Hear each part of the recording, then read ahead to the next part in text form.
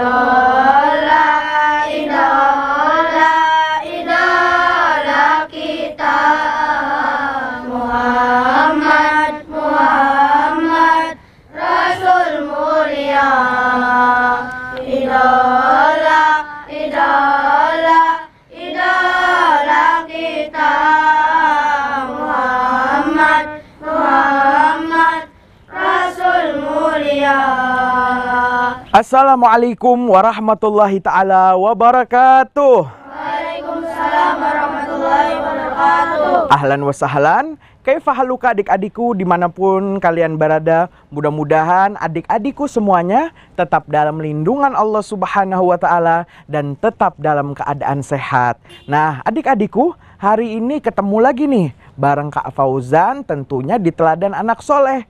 Fa insyaallah pada kesempatan kali ini Kak Fauzan akan menceritakan dan melanjutkan kisah perjalanan Rasulullah SAW periode kota Madinah part yang ketiga, di mana sebelumnya telah dikisahkan bagaimana di tahun kedua baginda Nabi Muhammad SAW mengalami atau melewati perang yang sangat dahsyat, yaitu perang Badar.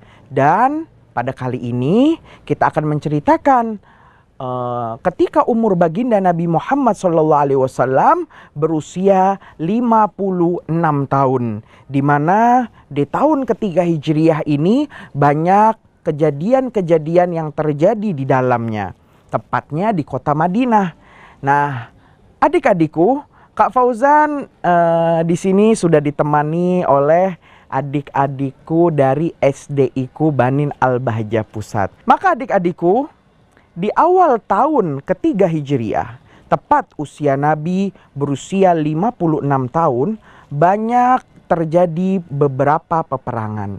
Di antaranya peperangan Gotofan. Tetapi saat itu tidak sampai terjadi peperangan Gotofan.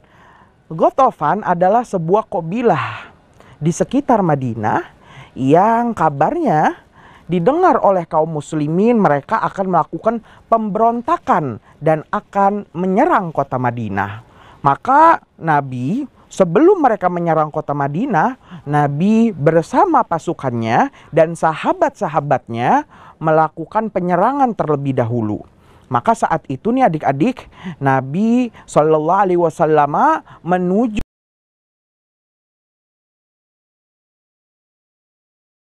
Bani Gotofan mendengar bahwasanya Nabi menuju ke daerah mereka. Maka mereka lari ketakutan. Mereka pun lari ke puncak gunung dan bersembunyi di gunung tersebut. Dalam perjalanan Nabi SAW ditimpa hujan yang sangat deras sehingga membasahi baju Nabi. Maka setelah Nabi sampai di tanah Gotofan, Nabi membuka baju bagian luarnya dan juga menjemurnya agar menjadi kering. Dan saat itu Nabi beristirahat di bawah sebuah pohon di dekat daerah Gotofan. Ketika Nabi sedang beristirahat di bawah pohon tersebut, Nabi didatangi oleh seorang Arab Badui. Orang Arab Badui ini bernama Da'thur. Siapa adik-adik namanya? Da'thur.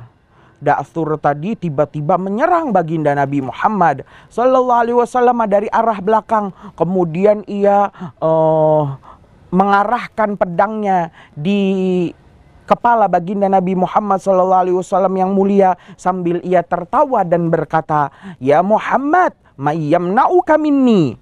Ya Muhammad, siapa yang mencegahmu dari sayatan pedangku ini? Maka Nabi Muhammad menjawab dengan tegasnya, Allah yang melindungiku. Tiba-tiba saja Da'thur ditimpa rasa takut yang sangat dengan wibawanya baginda Nabi Muhammad SAW. Dan dengan jawabannya, maka tiba saja saat itu Da'thur terjatuh dan Nabi mengambil pedang Da'thur yang terjatuh tersebut. Dan seketika keadaan terbalik, Nabi yang memegang pedang dan mengarahkan pedang tersebut kepada Da'thur. Dan Nabi mengatakan, "Ya Da'thur, mayyamna'uka minni." Wahai Da'thur, sekarang siapa yang mencegahmu dariku dengan pedang tersebut? Maka Da'thur menjawab, la ahad, tidak seorang pun. Maka saat itu nih adik-adik, Rasulullah SAW memaafkan orang Arab Badui Da'thur tadi. Kemudian karena dimaafkan oleh Nabi, Da'thur pun akhirnya masuk Islam dan mengajak kaumnya dari Bani Ghatafan untuk tidak jadi menyerang Madinah dan bertobat serta masuk ke dalam agama Islam. Beberapa saat kemudian Nabi SAW mendengar bahwasanya kaum Quraisy dari Mekah menuju kota Madinah. Mereka nih adik-adik ingin menyerang kota Madinah dan membunuh sahabat-sahabat baginda Nabi. Karena mereka dendam atas kekalahan yang terjadi di perang Badar pada tahun sebelumnya. Mereka ingin membalaskan korban pembunuhan dari pihak mereka, sehingga mereka mengirim 3.000 orang daripada kaum Quraisy Mekah, kaum musyrik Quraisy Mekah untuk menyerang kota Madinah. Tetapi Nabi SAW menghadang mereka. Dan Nabi pun keluar dengan 1.000 sahabatnya. Tetapi sayangnya nih adik-adik, di tengah perjalanan 300 orang yang dipimpin oleh Abdullah bin Ubay bin Salul, yaitu gembong orang munafik.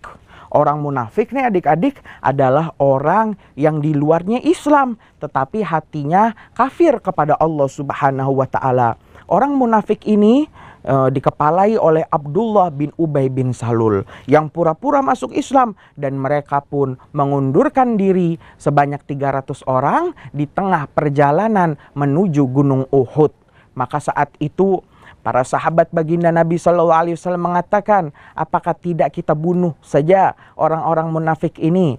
Atau kita biarkan saja mereka? Maka sahabat Nabi pun dan baginda Nabi membiarkan mereka.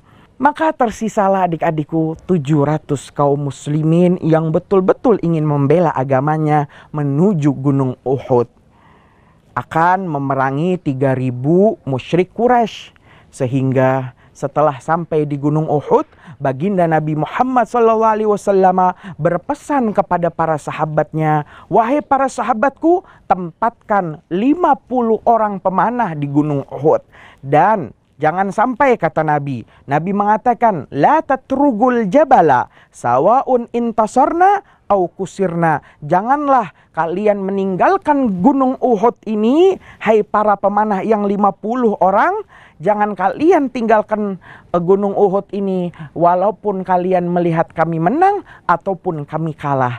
Tetap engkau menjaga kami sebagai benteng kami di Gunung Uhud. Lantas apa nih adik-adikku yang terjadi dengan mereka para pemanah? Apakah mereka patuh dengan perintah baginda Nabi Muhammad SAW? Dan bagaimana kisah peperangan Gunung Uhud ini? Kalau mau tahu adik-adikku, tetap bersama Kak Fauzan di Teladan Anak Soleh.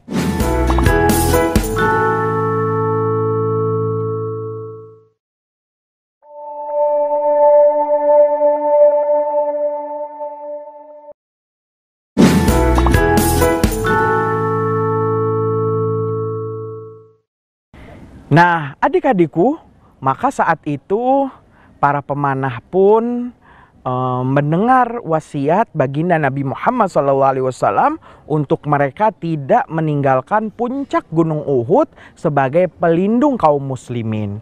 Sehingga terlihatlah tampak di mata kemenangan diraih oleh kaum muslimin. Hampir saja seandainya para pemanah tidak tergoda dengan harta rampasan perang yang berserakan di mana-mana. Ketika para pemanah melihat bahwasanya kaum Quraisy Mekah mulai lari terbirit-birit dan meninggalkan harta kuda dan semua harta rampasan mereka, para pemanah tergiur untuk mengambilnya sebagai barang ghanimah. Tapi mereka tetap tidak mendengarkan ketua pemanah mereka, sehingga mereka pun turun ke bawah. Ketika mereka turun ke bawah nih adik-adik, ada seseorang yang belum menjadi sahabat Nabi dan akan menjadi sahabat Nabi bernama Khalid bin Walid, yang dikenal sebagai panglima perang yang sangat gigih dan cerdik. Ia saat itu belum masuk Islam dan melihat kesempatan bahwasanya para pemanah yang merindungi kaum muslimin sehingga mereka menang pun turun. Maka Khalid bin Walid memberikan perintah kepada kaum musyrik Mekah, kaum musyrik Quraisy untuk memutar balik. Sehingga ketika mereka lari nih adik-adik, tetapi mereka lari menuju belakang Gunung Uhud dan menyerang kaum muslimin dari arah belakang.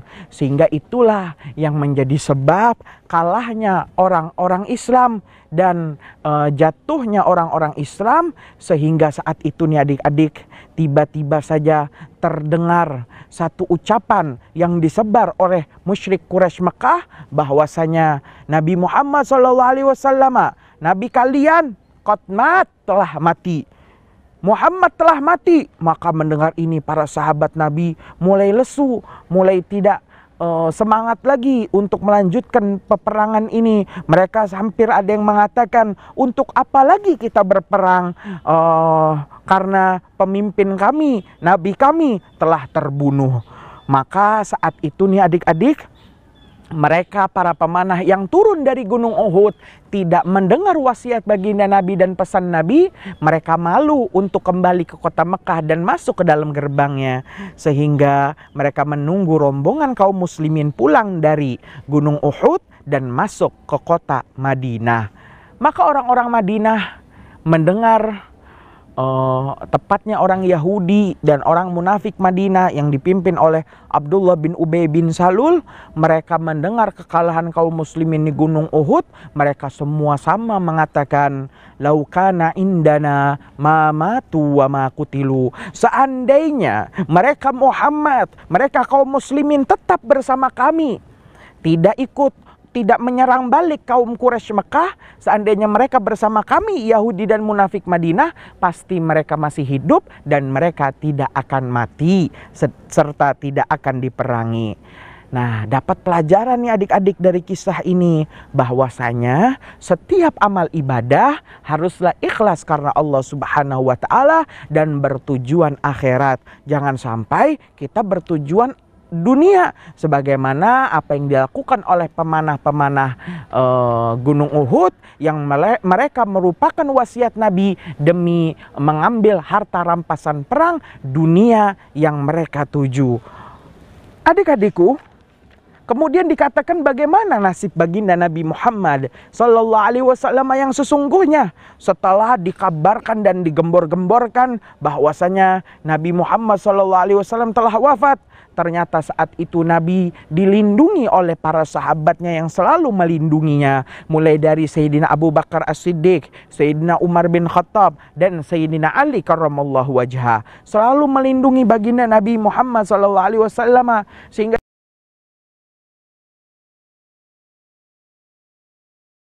dikerah dinding gunung. Sehingga saat itu Nabi didatangi oleh satu Quraisy Mekah yang menyerang bernama Ubay bin Khalaf. Ia hampir saja membunuh baginda Nabi Muhammad SAW. Seandainya saat itu Nabi tidak langsung mengambil pedang sahabat yang menjaganya, Nabi langsung mengambil pedang salah satu pelindungnya dari sahabatnya. Kemudian Nabi langsung memukulkan pukulan pedang tersebut kepada Ubay bin Khalaf. Sehingga itulah yang menjadi penyebab Ubay bin Khalaf terbunuh. Dikatakan Nabi Muhammad SAW tidak pernah membunuh seseorang kecuali hanya di kejadian ini di Gunung Uhud, ketika Nabi sudah tersendak dan hampir dibunuh oleh Ubay bin Khalaf. Adik-adikku, tidak lama kemudian Nabi terpojok dan tiba-tiba saja baginda Nabi Muhammad SAW yang mulia terjatuh ke sebuah lubang, sebuah perangkap yang dibuat oleh seseorang bernama Abu Amir, seorang pendeta dari Mekah. Ia membuat lubang di sekitar Gunung Uhud dengan tujuan agar kaum muslimin masuk ke dalam lubang tersebut. Baginda Nabi Muhammad SAW terjatuh ke lubang tersebut. Ketika Nabi terjatuh dan dilindungi tetap oleh para sahabatnya, orang-orang kafir pun datang menyerang. Dan orang musyrik Quraisy saat itu melemparkan ke hadapan baginda Nabi yang ada di dalam lubang dengan beberapa batu, sehingga dikatakan wajah Nabi pun menjadi terluka. Bahkan di antara beberapa gigi Nabi pun terlihat retak dan patah, yang saat itu Nabi berusia 56 tahun. Maka saat itu Nabi sangat menderita sehingga Nabi terpojok, dan saat itu peperangan dimenangi oleh mereka kaum Quraisy yang terjadi di perang Uhud. Banyak beberapa orang yang gugur daripada perang Uhud. Dikatakan saat itu baginda Nabi Muhammad SAW diselamatkan dan dibawa ke lereng Syi'ib Gunung Uhud. Dan Nabi saat itu dirawat oleh putrinya Siti Fatimah yang datang dari kota Madinah yang tidak terlalu jauh daripada Gunung Uhud, sebab Gunung Uhud ada di kota Madinah. Kemudian ia dirawat oleh Siti Fatimah dan Sayyidina Ali sebagai menantunya sekaligus sepupunya, menyirami wajah Nabi, mengobati baginda Nabi Muhammad SAW dan membalut luka-luka Nabi dengan sehelai kain. Adik-adikku, dikatakan korban dari peperangan Uhud ini ada 70 dari kaum muslim dan hanya 23 orang saja dari kaum Quraisy Makkah. Dikatakan salah satu korban yang kisahnya dikenal hingga saat ini adalah paman baginda Nabi Muhammad SAW yang bernama Sayyidina Hamzah. Sayyidina Hamzah dibunuh oleh seorang budak hitam berkulit hitam bernama Wahsy. Wahsy adalah budak daripada seorang wanita Arab bernama Hindun yang sangat dendam terhadap Hamzah karena Hamzah telah membunuh suaminya. Maka saat itu, ya adik-adik, Wahsy pun membunuh Sayyidina Hamzah. Nah, bagaimana kisah selanjutnya? Kalau mau tahu nih adik-adik, tetap bersama Kak Fauzan di Teladan Anak Soleh. Allahumma sholli ala sayyidina Muhammad. Sallallahu.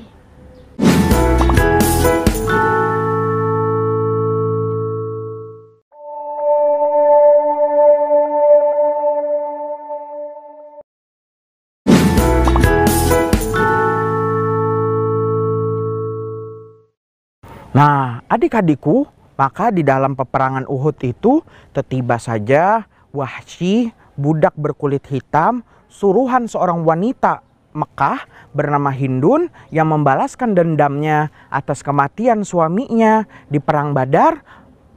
Maka Wahsy saat itu menombak dari kejauhan dada Sayyidina Hamzah, paman baginda Nabi Muhammad sallallahu alaihi wasallam. Dan Sayyidina Hamzah pun wafat saat itu dan gugur sebagai seorang syahid perang Uhud. Maka tidak sampai di situ saja nih adik-adik. Wanita yang bernama Hindun tadi setelah membunuh Sayyidina Hamzah, ia merobek dada Sayyidina Hamzah, kemudian mengeluarkan jantung Sayyidina Hamzah. Dan tidak cukup sampai di situ, ia mengunyah dan hampir saja menelan daripada jantung tersebut, kemudian dilepehkannya lagi karena saking dendamnya terhadap apa yang dilakukan oleh Sayyidina Hamzah. Maka Nabi Muhammad SAW sedih atas gugurnya 70 korban ini dan juga gugurnya wafatnya, gugurnya dan wafat pamannya. Maka saat itu Nabi memerintahkan kepada para sahabatnya untuk menguburkan jasad para syahid Gunung Uhud dengan pakaian yang dimana ia gugur di dalamnya. Nah, adik-adikku, kemudian dikatakan juga pada tahun ketiga Hijriyah ini, yaitu tepatnya ketika Nabi berusia 56 tahun, Nabi menikahkan Sayyidina Utsman bin Affan dengan putri beliau yang bernama Ummu Kulthum. Setelah saat itu, putri Rasulullah yang bernama Ruqayyah wafat dan dikatakan sakit saat terjadi perang Badar. Maka inilah penyebab mengapa Sayyidina Utsman bin Affan tidak hadir di perang Badar, karena sedang merawat putri Nabi yang bernama Ruqayyah. Maka 1 tahun kemudian Ruqayyah pun wafat, dan di tahun ini, tahun ketiga, Nabi menghibur Sayyidina Utsman dengan menikahkan kembali dengan putrinya yang bernama Ummu Kulthum, sehingga dikatakan dan dijuluki Sayyidina Utsman bin Affan sebagai Dzunnurain, pemilik 2 cahaya, karena menikahi 2 putri baginda Nabi Muhammad sallallahu alaihi wasallam yang bernama Ruqayyah dan juga Ummu Kulthum. Di tahun ketiga Hijriyah ini Nabi juga menikahi istri beliau yang berikutnya yang bernama Hafsah binti Umar bin Khattab. Juga Nabi menikahi seorang wanita bernama Zainab binti Khuzaimah. Dan di tahun ini juga Nabi disambut oleh cucu beliau yang bernama Hasan bin Ali, yang mana Nabi dikaruniai cucu beliau yang pertama bernama Hasan bin Ali. Kemudian adik-adikku, di tahun ketiga ini khamr juga diharamkan dengan larangan yang terakhir. Di mana nih adik-adik, khamr dilarang karena khamr membahayakan akal dalam jangka pendek, di mana ketika seseorang meminum khamr maka akalnya tidak dapat dikendalikan dan ia bisa melakukan apapun yang dia inginkan, baik itu perbuatan baik atau perbuatan yang buruk atau dosa. Kemudian adik-adik, sampai sini dulu Kak Fauzan ingin bertanya. Adik-adikku ada yang ingin bertanya? Oke, baik, yang di belakang. Kak Fauzan, apa sih itu khamr dan kenapa diharamkan? Nah, emang apa sih Kak Fauzan khamr itu? Khamr itu adalah sejenis minuman keras, yang mana khamr itu nih adik-adik dapat menghilangkan akal seseorang. Khamr diharamkan secara betul-betul dilarang adalah di tahun ketika Hijriyah. Dan khamr itu nih adik-adik dilarangnya tidak langsung dilarang, tetapi dilarang sedikit demi sedikit. Di mana pelarangan pertama, turunlah sebuah ayat dari Allah Subhanahu wa taala yang mengatakan yas'alunaka anil khamri wal maisir. Mereka orang-orang Arab, mereka pada bertanya kepadamu Muhammad anil khamri wal maisir, tentang hukumnya khamr, meminum minuman keras dan juga perjudian. Qul, maka katakanlah Muhammad, fihima, di dalam keduanya itsmun kabir, terdapat dosa yang sangat besar, wa manafi'ul linnas, tetapi juga ada manfaatnya. Maka Allah Subhanahu wa taala mengungkapkan daripada manfaat meminum minuman keras, yang mana di sebagian negara Eropa nih adik-adik, mereka tetap meminum minuman keras karena minuman keras dapat menghangatkan badan ketika mereka ditimpa oleh salju yang sangat dingin dan di musim dingin. Ya, ada manfaatnya khamr, tetapi dosanya lebih besar. Wa itsmuhuma akbaru min naf'ihima, dan dosa keduanya lebih besar daripada manfaat keduanya.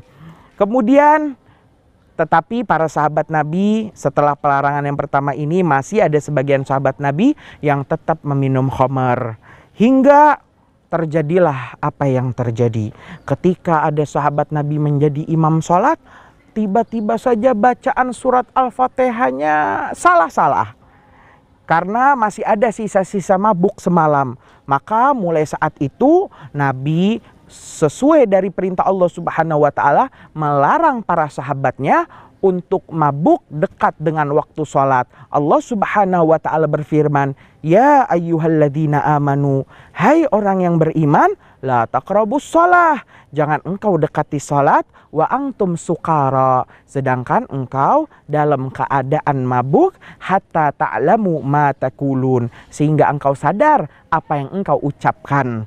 Maka saat itu para sahabat Nabi pun mulai jarang-jarang untuk meminum khamr, hingga terjadi lagi suatu kejadian di mana para sahabat Nabi hampir-hampir saja berkelahi dan bertikai di antara mereka sebab perkataan yang kurang pantas disebutkan dalam keadaan tidak sadar sebab ia sedang mabuk. Maka saat itu Allah Subhanahu wa taala, lebih tepatnya di tahun ketiga ini, Allah Subhanahu wa taala melarang betul-betul daripada meminum khamar. Allah Subhanahu wa taala berfirman, "Ya ayyuhalladzina amanu," hai orang-orang yang beriman, "innamal khamru wal maisiru wal ansabu wal azlamu rijsun min amali syaitan." Sesungguhnya khamar, minuman keras, dan perjudian, dan perdukunan, dan lain sebagainya adalah rijsun, kotoran, min amali syaitan, daripada perbuatan syaitan. Fajtanibuh, maka tinggalkanlah ia, la'allakum tuflihun, supaya kalian semua beruntung. Maka adik-adik, khamar larang diminum. Bahkan dikatakan, barang siapa, kata Nabi, yang pernah mencicipi satu tetes saja minuman keras di dunia, maka dia tidak akan mencicipi lezatnya sungai khamr di dalam sorga. Nah, adik-adikku, tak terasa nih, sudah 1 kali 30 menit Kak Fauzan menemani adik-adikku semuanya. Fa insyaallah kita akan ketemu lagi pada jam dan acara yang sama, tentunya masih dengan Kak Fauzan di Teladan Anak Soleh. Allahumma sholli ala sayyidina Muhammad. La ilaha illallah kita Muhammad Rasul mulia.